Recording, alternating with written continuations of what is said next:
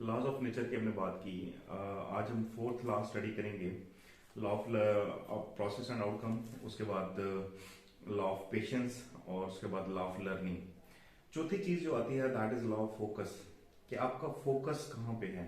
आपने process and outcome identify कर लिया, आपने पेशेंस टाइम कैलकुलेशन सारी कर ली कि इतनी देर तक मुझे ये चीज मिलने वाली है, और उसके बाद आपने लॉ ऑफ लर्निंग पे अमल किया और उसमें आपने जो जो आपको नॉलेज रिक्वायर्ड है, जो जो एक्सपीरियंस रिक्वायर्ड है, वो सारी चीजें आपने गैदर कर ली। अब बात आती है लॉ ऑफ फोकस पे। ये स्टेट क्या करता है कि where focus goes energy flows, यानी कि अब आपने उसके ऊपर परसिस्ट रहना है।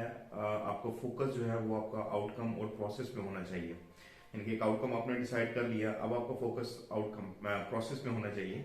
क्योंकि जब हम प्रोसेस की बात करेंगे तो अब होता क्या है कि लाइफ में एक इंसान जो है ना वो एक सिंगल रोल प्ले नहीं कर होता है।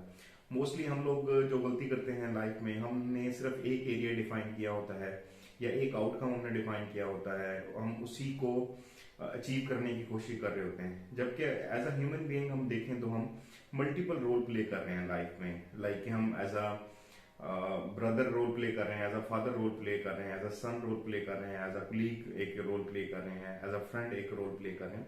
तो इन सब रोल को जब हम कंबाइन करते हैं तो हमारे पास मल्टीपल चीजें आती हैं। इनको मैंने आगे फर्दर जो राइट योर फ्यूचर वाला चैप्टर है, लास्ट चैप्टर, उसमें मैंने डिफाइन किया है। लेकिन अभी यहाँ पे समझने की जरूरत है कि जब इतने सारे आपकी लाइफ में रोल्स हैं जो कि आपने परफॉर्म करने हैं और हर एक की अपनी डिमांड्स हैं, हर एक की अपनी जो है वो रिस्पॉन्सिबिलिटीज हैं आपके ऊपर, तो यहाँ पे फोकस रहना, आप जो करना चाह रहे हैं उस पर रहना बड़ा ही जरूरी चीज होती है। कि अगर आपका फोकस गया किसी भी चीज से तो इट मीन आपका आउटकम चला जाएगा, या आपका प्रोसेस, आप उस प्रोसेस से हट गए तो आप जो है वो आउटकम अचीव नहीं कर सकते हैं। तो ये कानून का कुदरत है कि जिस चीज पे आप फोकस रखते हैं वो जो है वो चीज आपको मिल जाती है, और जहां से फोकस आपका हट जाता है, मोस्टली हमने गोल सेट किए होते हैं, हम चाह रहे होते हैं कि हम लाइफ में जो भी चीज है उस पर एक्ट भी कर रहे होते हैं, लेकिन फोकस हमारा वहां पे नहीं होता है। इसको जो मैंने बुक में एक्सप्लेन किया कि एक तो पहली चीज है कि हमने प्रायोरिटाइज करना है कि कौन सी चीज हमें चाहिए, और बर्निंग डिजायर जो है, the burning desire to achieve outcome will give you sharp focus automatically. यानी किसी भी चीज की जो बर्निंग डिजायर, अगर आप फोकस को इंक्रीज करना चाह रहे हैं तो आप उसके बारे में बर्निंग डिजायर होनी चाहिए कि ये चीज मुझे चाहिए। और जो मैंने इसको मिसाल बुक में मैंने लिखी वो एक खाने के हवाले से है कि आपने एक सोचा कि कुछ खाना है, मैंने आप रेस्टोरेंट में गए और वहां पे आपने जब जाके देखा, और नॉर्मली हम लोग ऐसा लाइफ में कर रहे होते हैं कि हमने जाके देखा कि फॉर एग्जांपल हमने कोई भी चीज ऑर्डर की और हमने देखा कि कोई और कुछ और लोग जो है कोई और चीज खा रहे हैं, हमने अपना ऑर्डर कैंसिल करवाया और दूसरी चीज को जो है वो ऑर्डर कर दिया। अब इस सारे प्रोसेस में जब हम अगर हम इसको रियल लाइफ सिनेरियो से रिलेट करें तो हम लाइफ में कुछ काम कर रहे होते हैं, लेकिन कुछ देर बाद हमें समझ आती है कि हमें ये नहीं, कुछ और काम करना चाहिए। हम उसको छोड़ते हैं, दूसरे काम की तरफ शुरू हो जाते हैं, उस काम को करने लग जाते हैं।